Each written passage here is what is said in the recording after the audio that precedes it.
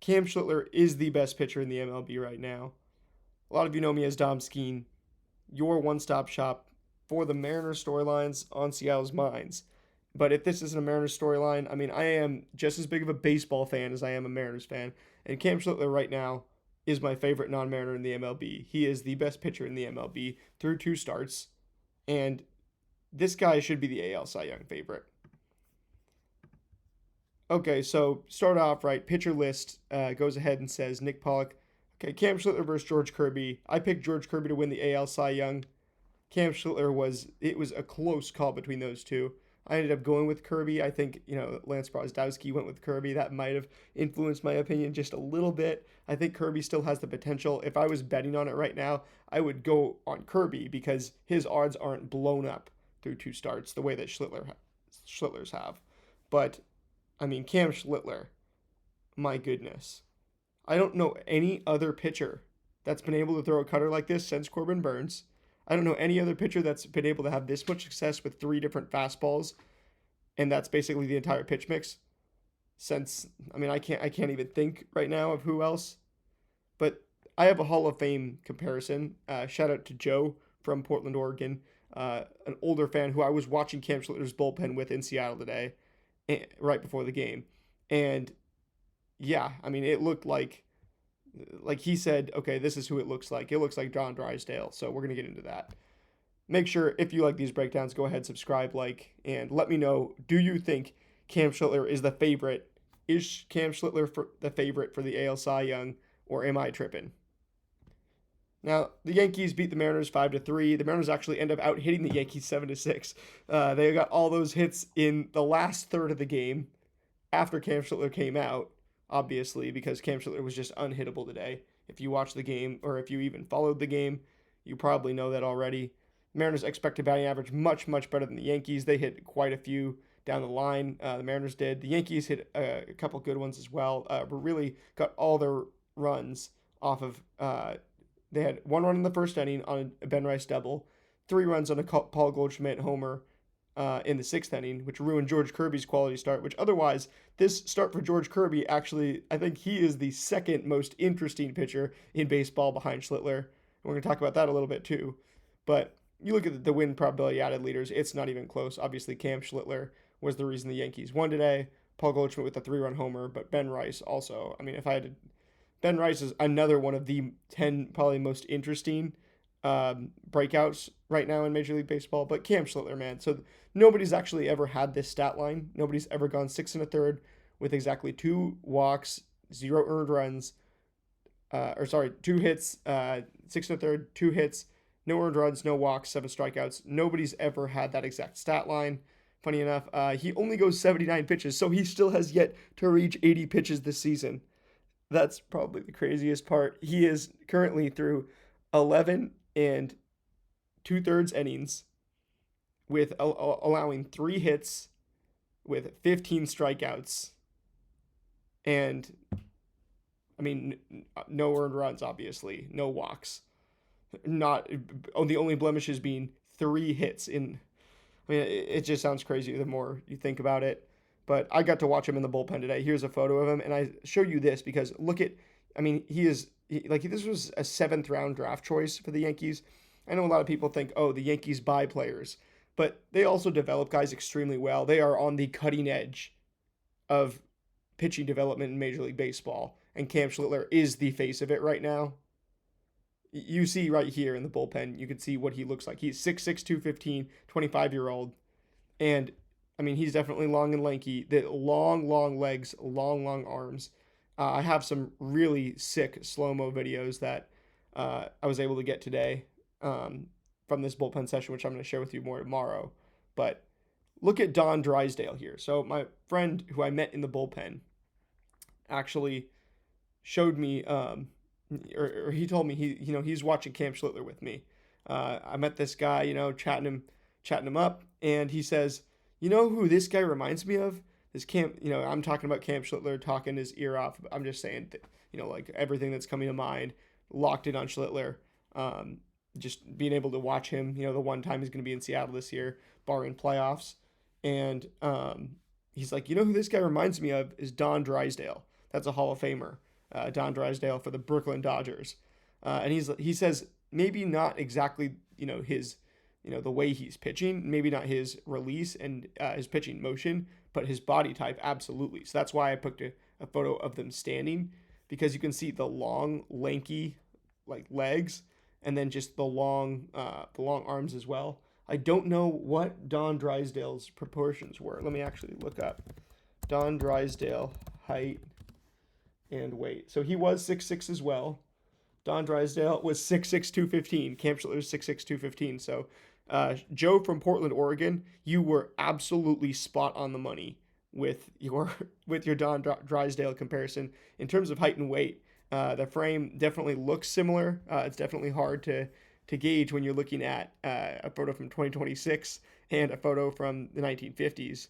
Or I'm pretty sure Drysdale was in the 1950s. That shows, we're all young compared. So this guy pitched 1956 was his debut, and he made the Hall of Fame in 1984. Comparing these photos, though, you can see it a little bit. Joe, absolutely on the money with that comparison. I'm going to continue to use that and shout you out every time. But we got to go over everything in Cam Schlittler's start today. So I'm just going to go ahead and, I'm going to minimize myself here because we don't even need to, look at my my face cam. We need to look at all this. So here is the good stuff. And basically, Cam Schlittler's really, really good. He's throwing a four-seam fastball, a cutter, and a sinker. The most important thing is the cutter, and really it's the idea of the cutter. And the most interesting development in pitching in Major League Baseball right now, which the Mariners are also on the cutting edge of, is that, and I actually got a ball in the bullpen today, so I can show you on a 2026 MLB baseball. And I was talking about this in spring training. This was the number one thing I was going to look for in spring training. I looked for it, saw it in Emerson Hancock, saw it in a couple more pitchers. Dane Dunning was actually doing it. But the Mariners are on the forefront of this. The biggest thing with MLB pitching is, the new trends, right? Sweeper, it was a couple years ago. Everybody caught up to it, figured out how to hit it. The most interesting thing right now is you get behind the baseball, you throw it really hard, and you get the most velocity, you get the most backspin, and that way, the most spin rate, and that way, which you see the spin, right? Velocity, and then, those things go hand in hand, and then you're going to have the most induced vertical break. So that is typically what you want to do, and even the most induced horizontal break. The harder you throw it, the more you get behind it. That's the interesting thing there. But Lance Brozdowski, who is always one step ahead of the game with the pitching analysis, the best, if you were the best $30 you could spend to learn about baseball is subscribing to Lance's Pitcher Notes on Substack. This dude obviously doesn't pay me anything, but if you want to learn about baseball and pitching and what all of this means, the best thing you can do is subscribe to Lance Brozdowski's Substack, because, you're able to learn about what all this stuff means. But basically, Lance's hypothesis was that MLB teams are going to have their pitchers, instead of just getting behind the baseball to generate the most velocity, they're going to really, what the main thing with a fastball is, all of this stuff goes, right? You want an outlier. You want something that's not the same as what everybody else is doing. And teams are adjusting to hitting the higher velocities, hitting more induced vertical break, hitting even, on certain pitches, hitting more horizontal break. What they're not adjusting to is what you want to throw. Emerson Hancock had more horizontal break on his four-seam fastball because guess what he's doing? He's not getting behind the baseball as much anymore. He is getting on the side of it, and that's how he's throwing his fastball. He's cutting his fastball, but it's not a cutter. It's still a four-seam fastball, but he's cutting it, and so it moves like a like a cutter almost. Now, Cam Schlittler has a four-seam fastball that he's getting behind a little bit more, and then he has a cutter where he's completely on the side, and this cutter is the big difference. This is what makes him like 2022 Corbin Burns, which is the last pitcher I was this excited about for sure. I have not been this excited about a pitcher since 2022 Corbin Burns, and that turned out well. He won the Cy Young, obviously, but being able to throw your cutter to both sides of the plate is an insane, just an insane weapon. Like 99% of cutters in Major League Baseball are thrown to one side of the plate, the opposite handed side, who has the platoon advantage against you. But Schlittler's cutter is so good, he's throwing it to both sides of the plate. It was actually, even against both sides of the plate in his first start, but it was way more to lefties in this start. So I think he was actually being a little more conservative. And my theory for that is that it was a cold, rainy day. It was disgusting weather in Seattle. We do have the retractable roof, but it's not a full indoor stadium. And therefore, he goes ahead and his velocity's down a little bit, which didn't matter at all in terms of the results because it was just as weird and nasty, his stuff. So his velocity's down a little bit. He's not doing, he's not throwing as many cutters to righties, to same-handed batters. He's being a little more conservative, but he was pitching to contact extremely well. The average exit velocity at 88.4. That's in great shape, considering you're throwing this hard and throwing it in the zone this much. The crazy thing here that I haven't seen anybody do this year is how much he commanded the strike zone in the start. So 44 swings, right? So those are all strikes. Any pitch you swing at is technically a strike. And then 14 called strikes. 58 strikes on 79 pitches is that is just an astonishing number. And then 58% zone rate. He lived in the zone more than Brian Wu. And Brian Wu is like the most, consistent guy and everything now in Major League Baseball, kind of replacing Zach Wheeler in that mantle.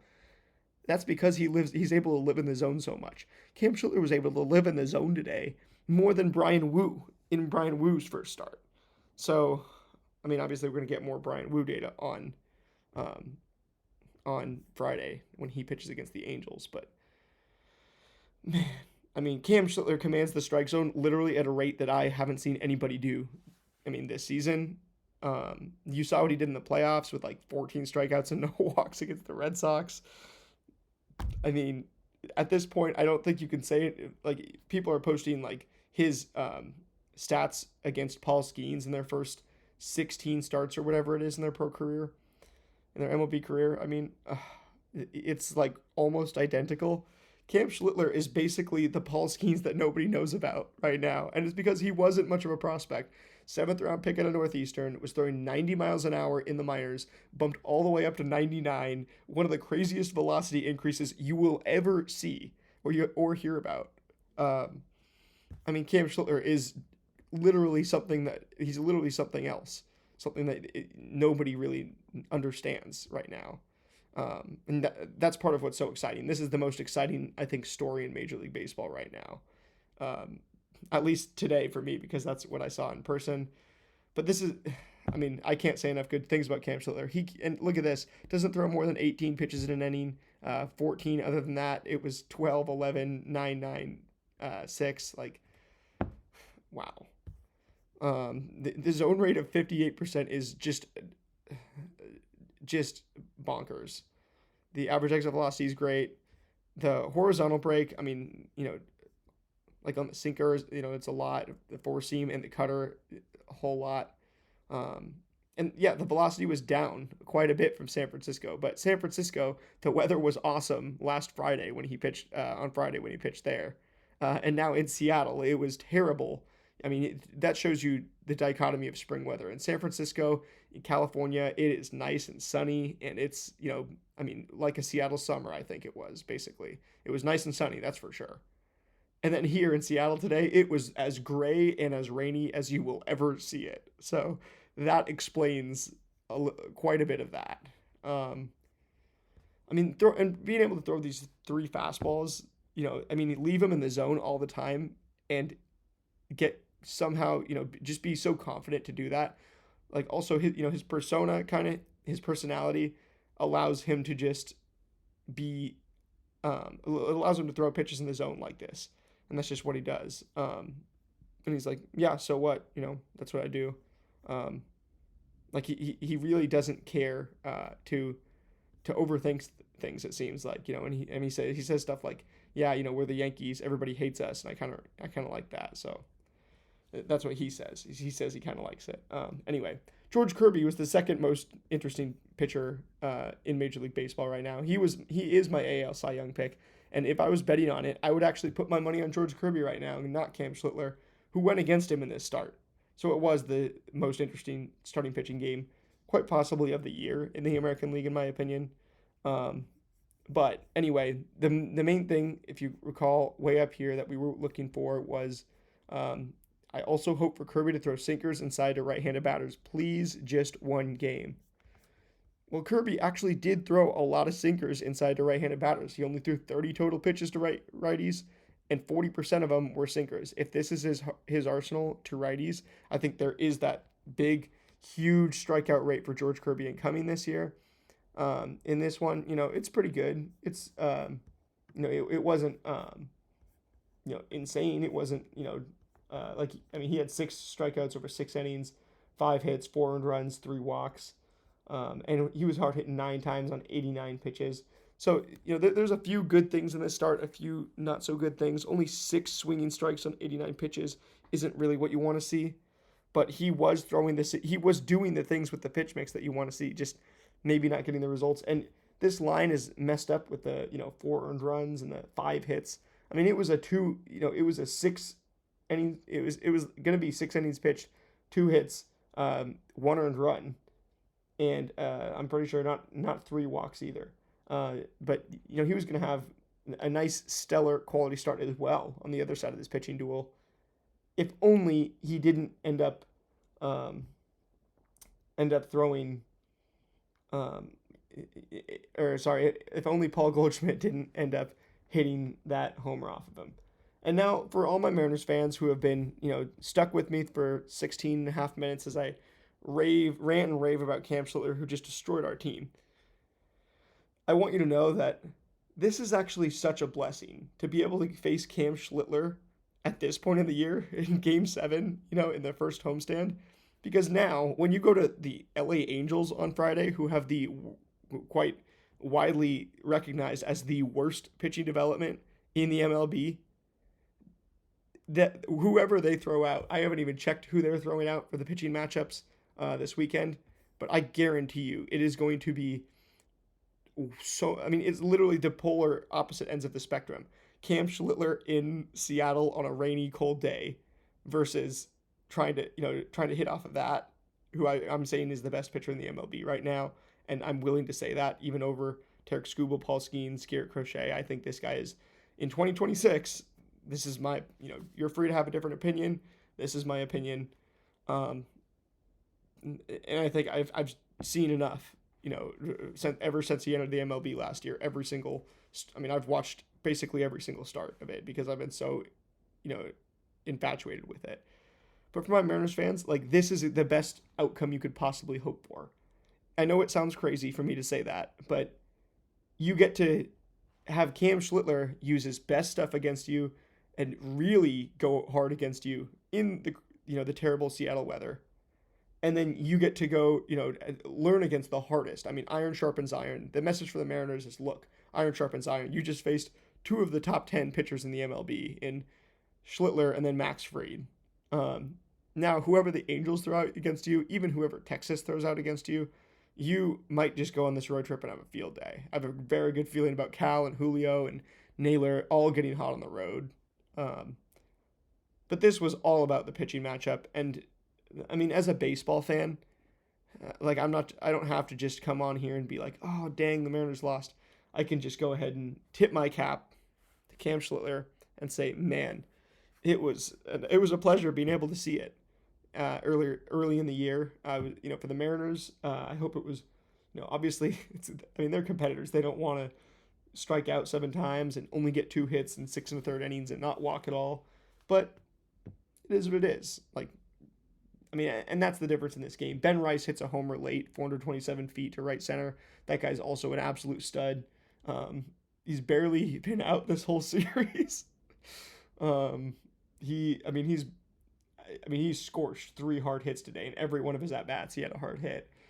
2 hits, a bomb, double, 2 RBIs, a walk, didn't strike out. So that's really what you need to know, is that the Yankees are going to go as far as Cam Schlittler and Ben Rice can take them. Yeah, and alongside Aaron Judge, the generational, possibly best hitter of all time. That's really the 3 most important pieces for the Yankees, in my opinion, is, Aaron Judge, but also, the X factor, definitely, Cam Schlittler, I kind of trust to do this now. Health could be a concern. He did have some lat and back issues in spring training, and just the way that he's throwing so explosive.